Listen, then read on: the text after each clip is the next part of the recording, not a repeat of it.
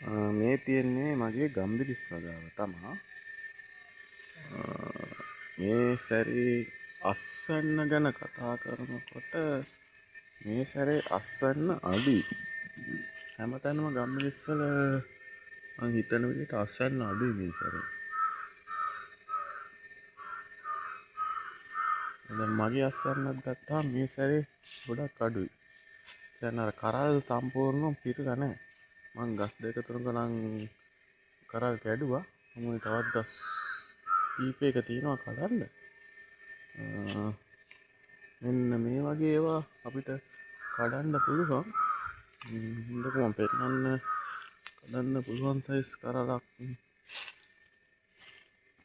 දැන් මේක බලපුවාම මේ කරලේ හොඳ අස්වැන්නකට මේ කරල සම්පූර්ණයෙන්ම ගෙඩි වලින් පිරලා තියෙනවා. මේ දැන් බලන්නකො මේ සම්පූර්ණ පිරලා නැහැ. තැන් තැන් වල අතෑරලා තියෙනවා. එතකොට අර අස්වැන්න අඩු වෙනවා. එතකොට කරලක් ගත්තාම සම්පූර්ණම කරලා පිරලා තියෙනවා. මේ වගේත් කියන්නේ මේ සැරේ අස්වැන්න අඩු වෙනවා.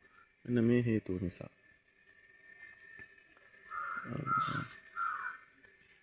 ගම්මිස් ගැන කතා කරනකොට මේ බොහෝ දුරට මම නම් විශේෂ පොහොරක් දන්නේ නැහැ මේවට.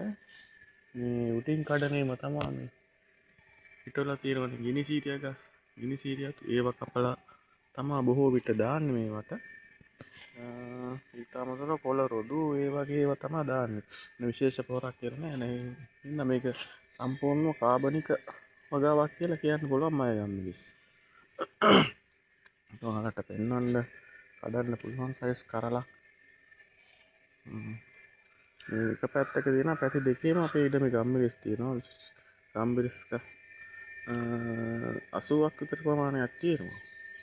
කවද ආදායමකුත් ලැබෙනවා ඉතින් සමහර කාලවලට. දැන් මේ ගම්මිරිස් කරලා ගම්මිරිස් ඉදිලා නැහනේ. මෙන්න මේ වගේ නැට්ට කහ පාට මේ වැටිලා තියෙනවා. මේ ඉදිච්ච කරල් ඔයක් වැටලා දෙන ඉදිච්ච ගෙඩි වර්ගයක් තියලා වැටලා දෙන. මෙන්න මේ නැට්ට කහ පාට වෙනකොට තමයි කඩන්න හොඳම කාලය. ඉදිනහම කැඩුවොත් ඒක අර ගලවනකොට එහෙම ඒකේ හැම යනවා. ඊට වඩා මෙන්න මේ විදිහට තමයි සුසුම කාලේ මේ සුසුම කාලේ කඩන්න.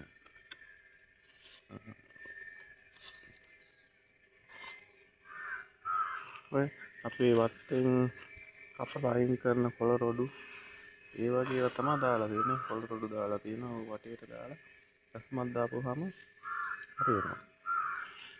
මේ වගේ මේ තව තියෙනවා ගැරන්ටි බෙල් කියලා જાතියක්. බිම දිගේ යනවා ගැරන්ටි බෙල්. ඔය මේවා ගැරන්ටි බෙල්. බිම දිගේ යාගෙන ඉන්න දැන් මේවා කපලා අයින් කරන්න ඕන. බිම දිගත් යනවා උඩත් යනවා ගැරන්ටි බෙල්. මේක හිටන් ගම්මිරිස් වෙනම කඩලා තියෙන්නේ. මේකෙත් ගම්මිරිස් කඩලා ඔය උඩ තේනම කප්පාදු කරනවා ගහ. මේකත් මේ අඩුපාඩුවක් හිටුවා. මෙතන තිබුණා ලොකු ගහක්. ඒක මොකක් හරි ගිලේ රෝගයක් ඇවිල්ලා නැති වුණා. ඊට පස්සේ තමයි මේක හිටලා දැන් මේක සෑහෙන ටිකක් ලොකුයි. ඒ හරිය. මේක ගම්මිරිස් කැඩුවා. මේ ගහ. අල්ලලා තියෙන්නේ. මේ කරලා එහෙම කඩන්න මේ ගහෙත් දැන් කඩන්න ළඟයි. කඩන්න වෙලාව නැදනේ මේකෙත් මේ ඇට වැටිලා.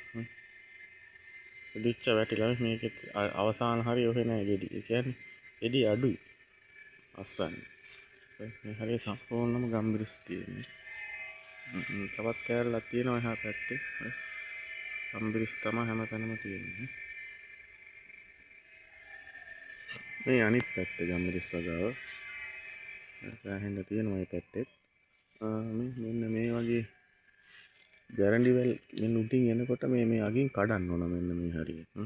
මේ කඩ මෙන්න මේක දිගට ගිහිල්ලා තිබුණ එක. මේක කඩලා තිනවා. කඩනකොට වටේට අතු දාලා එනවා ඒ වගේ. එතකොට ඒ අතු වල තමයි ගම්බිරිස් කරල් එන්නේ. මෙන්න මේ වගේ අතු වල තමයි ගම්බිරිස් කරල් එන්නේ. හරහට එන අතු. මේ පොඩි ඇවිල්ලා තියෙන්නේ. පොඩි එන්නේ. ඒ වගේ ඒවා තමයි එන්නේ. හරහට ඒ දිගට කඩන්න ඕන. එතකොට එනවා දිගට.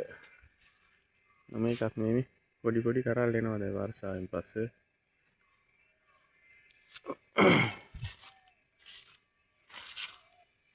මේකත් මේ කඩපු ගහ ගම්මිරිස් කරලා කඩුවට පස්සේ තමයි එතනින් ලියලා එන්නේ. මේ ගහත් කඩන්න තියෙනවා. මේකත් මේ දැන් ඔය කඩන්න පාට වෙනවා. ඒකත් කඩන්න ඕන ගම්මිරිස් ටික.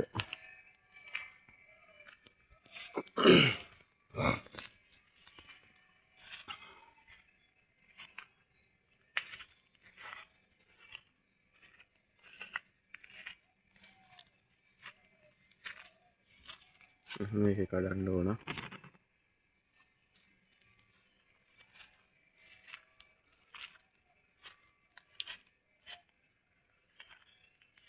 මේ වටේම ගම්මිරිස් තමයි තියෙන්නේ.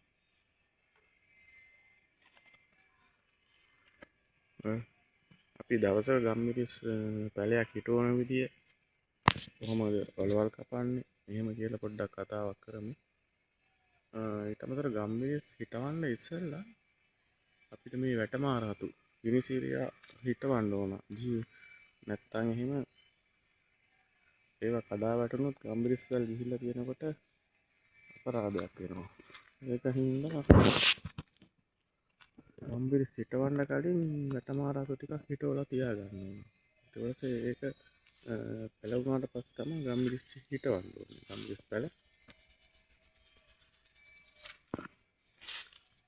අපි ගම්මිරිස් පැලයක් හිටවන වැඩසටහනකින් දවසක මම